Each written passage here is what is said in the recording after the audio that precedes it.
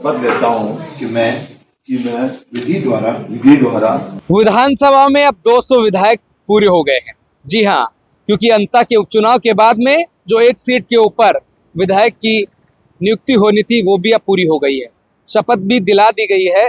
जो अब इसको लेकर एक जो नया अपडेट सामने आ रहा है वो ये है, क्या प्रमोद जैन भाया के विधायक बनने के बाद में कहीं ना कहीं इस बात को लेकर चर्चा हो गई है, या फिर प्रमोद जैन भाया के लिए ये चेतावनी जैसा हो गया है कि अंता की जनता से जो वादे किए गए थे उनको कब तक पूरा करने का प्रयास किया जाएगा।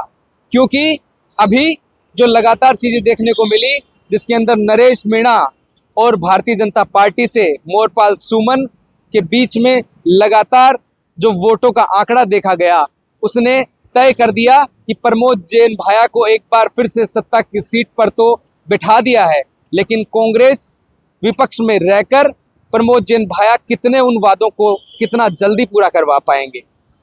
लगातार दौर वो चला जिसके अंदर कई प्रकार के दावे किए गए और साथ में कई प्रकार के आरोप भी लगाए गए, लेकिन इन आरोपों के बीच में प्रमोद जैन भाया के लिए क्या ये संघर्ष भरा समय हो सकता है?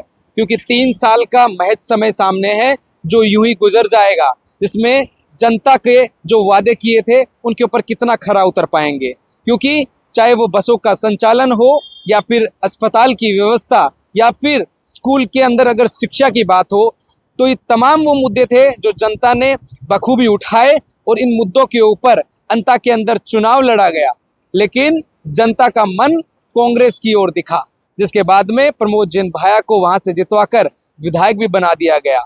अध्यक्ष विधानसभा के वासुदेव नानी ने उनको आज इस पद के लिए शपथ भी दिला दी, लेकिन उन वादों को पूरा करने के लिए कितना समय उनको लगेगा और साथ में सरकार के साथ में कितना तालमेल वो बिठाकर उन वादों को पूरा कर पाएंगे, ये एक बड़ा संघर्ष भरी चुनौती उनके लिए हो सकती है।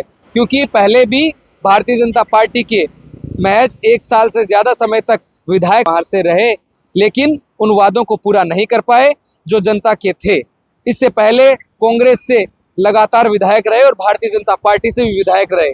सरकारें बदली, लेकिन अंता की जनता का मन टटोलने के बाद में अब वहाँ उन वादों को पूरा करने के लिए एक चुनौती है, जिस चुनौती को पूरा करना प्रमोद जैन भाया के लिए प्राथमिकता रहने वाली है। और उस प्राथमिकता के साथ में उन वादों को जल्द से जल्द पूरा कर कर जनता के मन में जो भरोसा उन्होंने दिखाया, उस विश्वास को जीतने का समय भी अब आ गया है। और इसके लिए काउंटडाउन आज से शुरू हो गया है, क्योंकि विधानसभा के अंदर उन्होंने शपथ ले ली है।